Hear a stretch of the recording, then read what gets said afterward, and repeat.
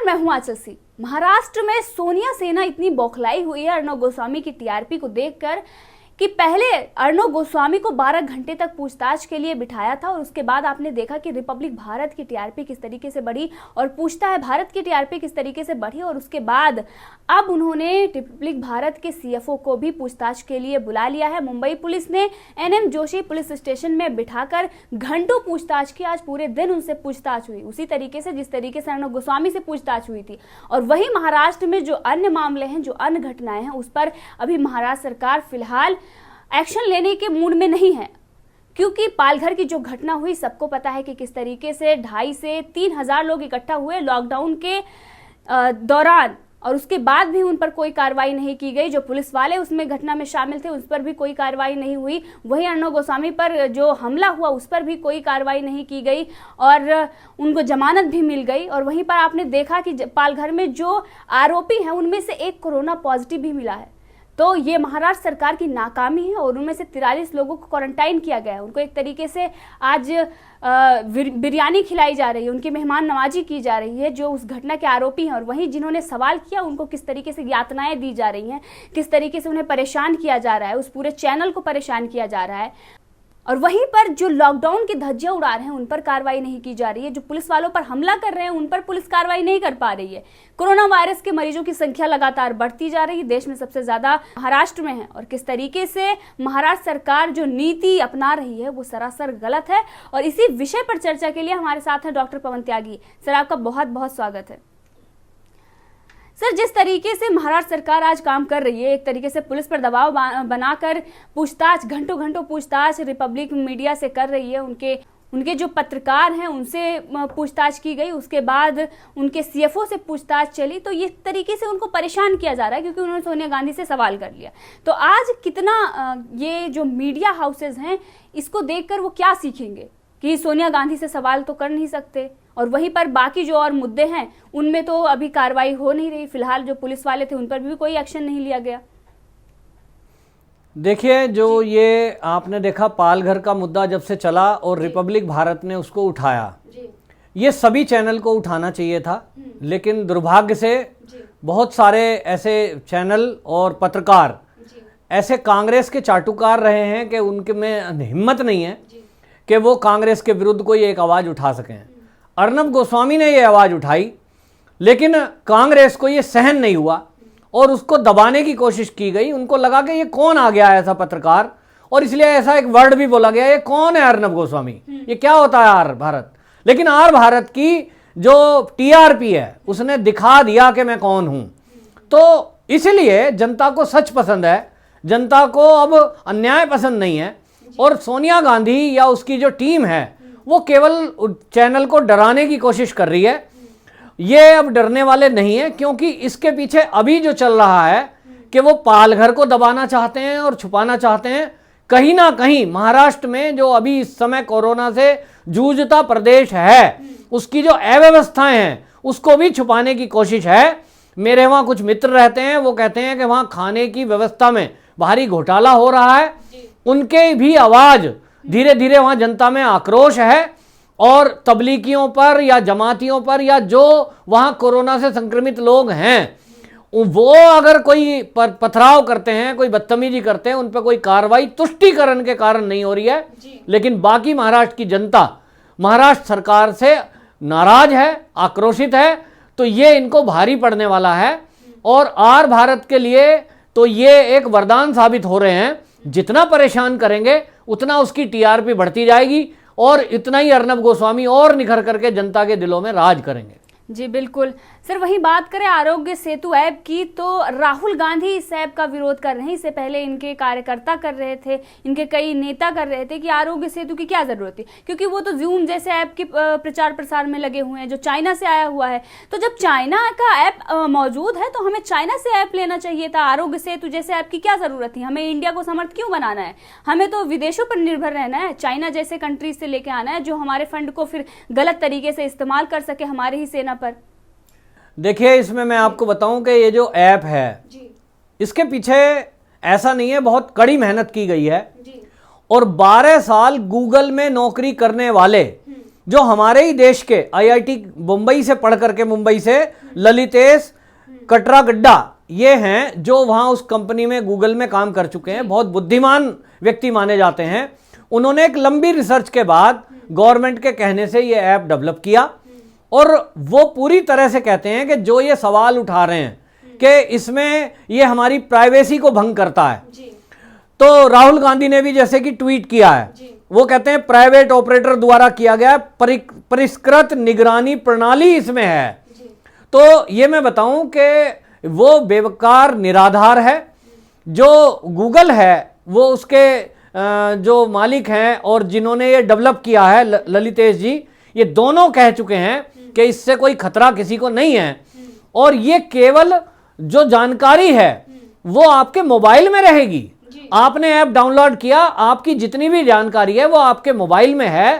केवल कोरोना वाली जो जानकारी है, अगर आपके इर्द गिर्द कोई ऐसी घटना होती है या आप कोई व्यक्ति संक्रमित होते हैं, तब उस कंडीशन में गवर्नमेंट के पास वो जानकारी जाएगी और उसके बाद ही गवर्नमेंट उसको हरकत में लाएगी।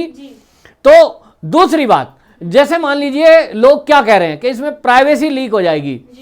प्राइवेसी कैसे जाती है? प्राइवेसी फोन की जाती है लोकेशन से।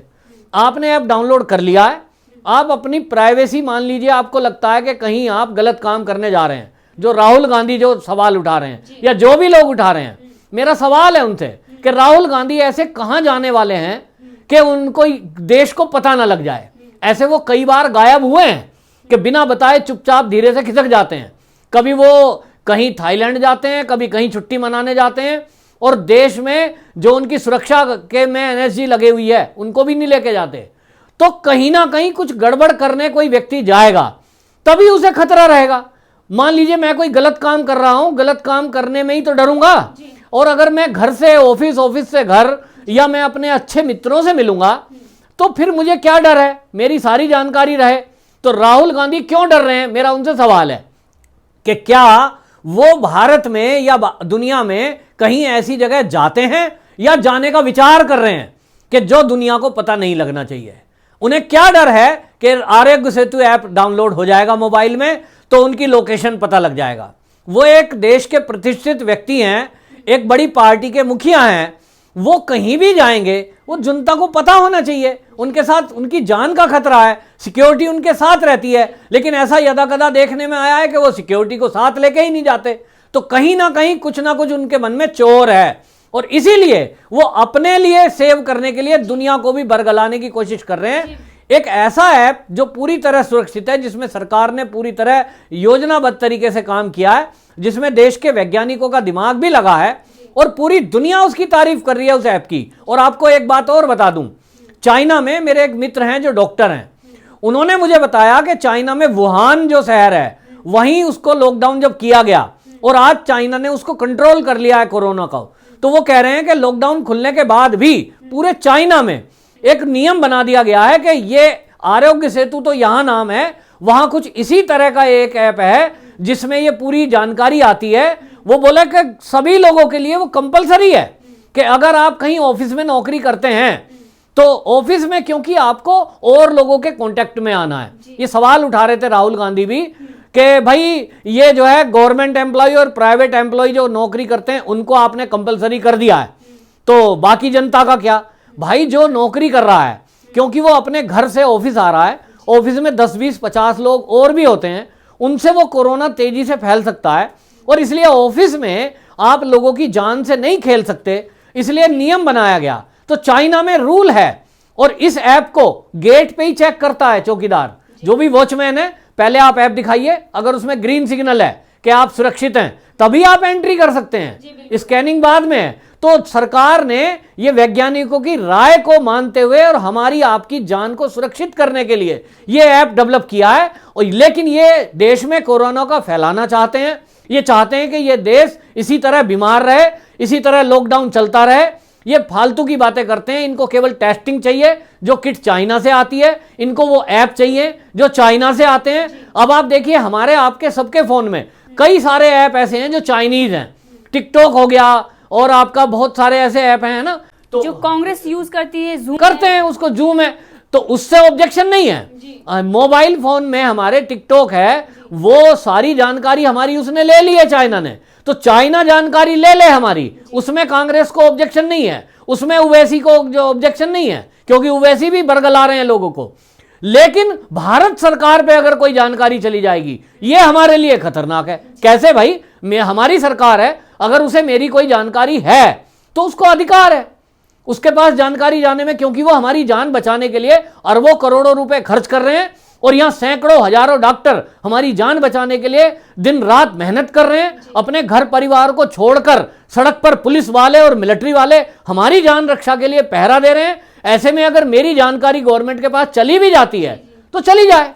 जी बिल्कुल सही कहा आपने। और जिस तरीके से बिल गेट्स ने भी इसकी काफ़ी तारीफ की थी, प्रधानमंत्री मोदी की उन्होंने तारीफ की, और उसमें ये भी कहा कि किस तरीके से सरकार लड़ रही है, डिजिटल लड़ाई लड़ रही है, और बहुत सारी उन्होंने बातें कही थी। और वहीं पर अगर देखा जाए तो हम सबके फ़ोन में ये ऐप है और हम हर जगह इसको दिखाते हैं, तभी तो पता चलता है कि हम सेफ हैं या नहीं। और उसके बाद ये कांग्रेस सवाल खड़े कर रही है। तो सुरक्षा से बड़ी कोई चीज़ होती है? अगर हम सुरक्षित हैं और हमारे सामने वाला सुरक्षित है तो इससे बड़ी बात और क्या हो सकती है? कहीं ना कहीं कांग्रेस है वो जो हर काम में वो विफल रही है, तो उसे ऐसा लग रहा है कि अगर ये सरकार अच्छा काम कर रही है तो कैसे कर रही है? कांग्रेस और ओवैसी, राहुल गांधी, ये जिस तरह से सरकार के हर अच्छे कदम का भी विरोध करते हैं, मुझे तो ये लगता है कि अगर मोदी जी कल को ये घोषणा करें ना कि सभी को सुबह उठकर कुल्ला करना है, ब्रश करना है, तो शायद ये ओवैसी और राहुल गांधी अगले दिन ही ट्वीट कर देंगे, नहीं ब्रश करना नहीं है, खतरनाक है। तो ये ऐसे लोग हैं कि मोदी जी और सरकार जो अच्छा काम भी कर रही है, बस इनको उसके उलट बोलना है। तो देशवासियों को मैं कह देना चाहता हूं कि सारे देशवासी ये किसी ऐसी बातों में बरगलाए नहीं किसी के कहने से, और अपनी जान सुरक्षित रखनी है तो ये ऐप अधिक से अधिक डाउनलोड करें। हमारे प्रधानमंत्री हमारी रक्षा के लिए ही देशवासियों से आह्वान करके ये चाहते हैं कि हम लोग सुरक्षित रहें।